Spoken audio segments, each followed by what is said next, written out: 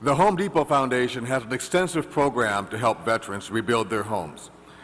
Please welcome Home Depot Vice President Derek Bottoms as he makes the presentations to United States Army veterans Aaron Washington and his family and Latrice Moore.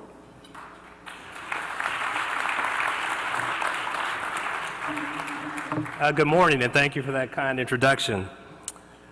I've heard and I now see that the Gospel Brunch is the highlight of the NABJ, and I really appreciate being here. I'm very privileged to be here. By show of hands, how many people participated in the NABJ's Day of Service?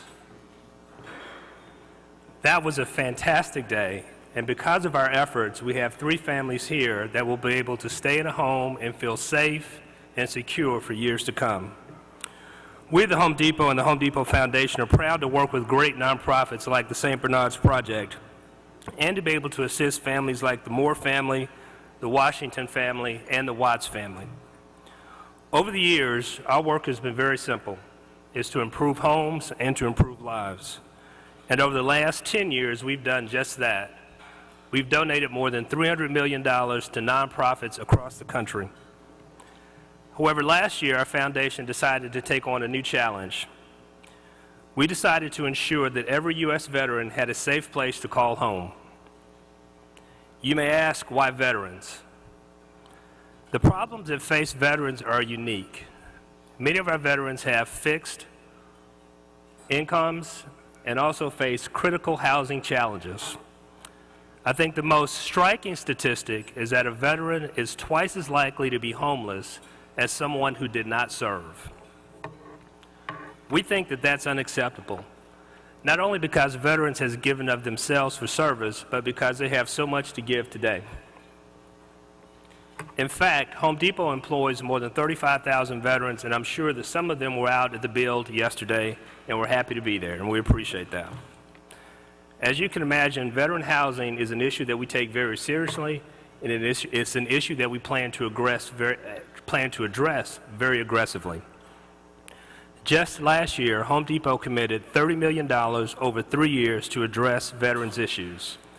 And not only the money, our associates dedicate their own time and talents on a daily basis to help address veterans' issues as well.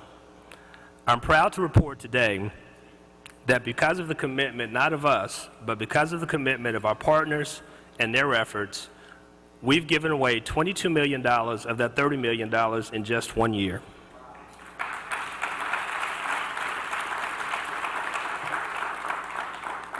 Of that $22 million, we are incredibly proud to report that the St. Bernard's Project here in New Orleans has used that money to help U.S. military veterans Latrice Moore and Aaron Washington return to their homes that were devastated by Hurricane Katrina nearly 7 years ago.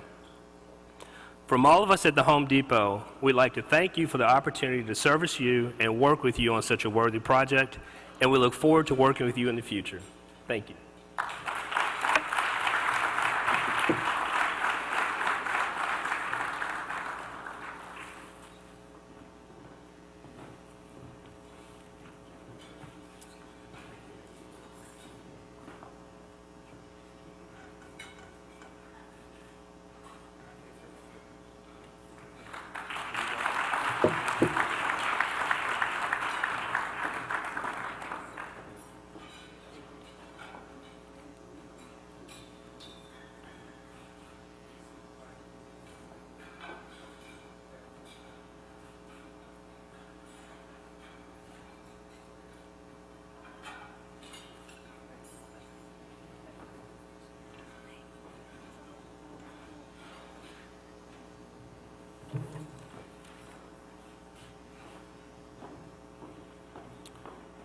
Could I get the photo, please?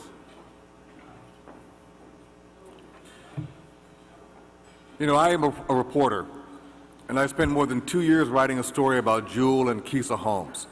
They bought their house in the Upper Ninth Ward about 6 weeks before Katrina. They got their insurance check after the flood, and the bank told them to use it to pay off their mortgage. By doing so, they were disqualified from getting any significant financial help, such as road home. They never got their house fixed, and it was demolished 6 months ago. That picture is so appropriate. It's like they're in jail. Jewel and Keisa are here today. Could you please stand and give them some NABJ love?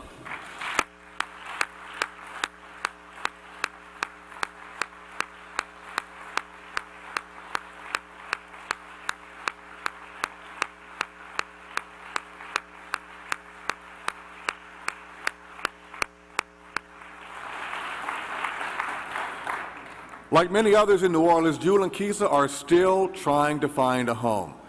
No one knows their struggle better than Chad Carson. He's the client services manager for the St. Bernard Project, which has rebuilt more than 400 homes for Katrina victims.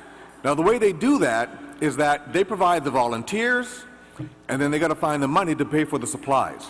I'd like to bring Chad up here to say a few words about the great need that still exists here in New Orleans.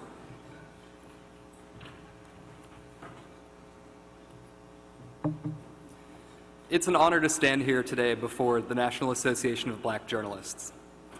Many conferences come to New Orleans every year, but not many bring their hearts with them. And the National Association of Black Journalists, along with the sponsors that they brought to New Orleans, the Home Depot Foundation, Rent-A-Center, and BP, have taken 3 families off of our very long waiting list.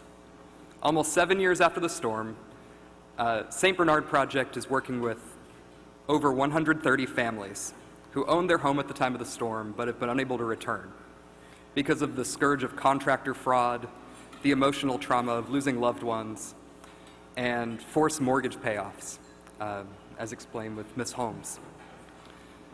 And thanks to the generosity of this group here today, we've been able to take our waiting list from 130 to 127. So I want to just give you all a round of applause for that.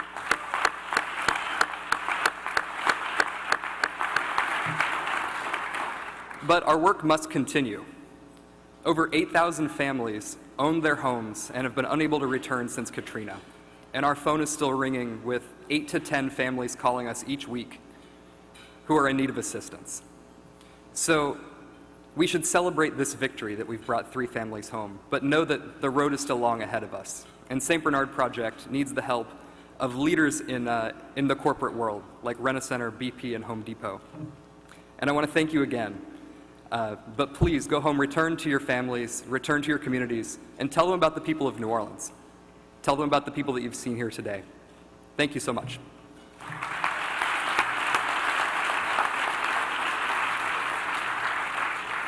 Of course, this is all great, but, we do have to give them a check.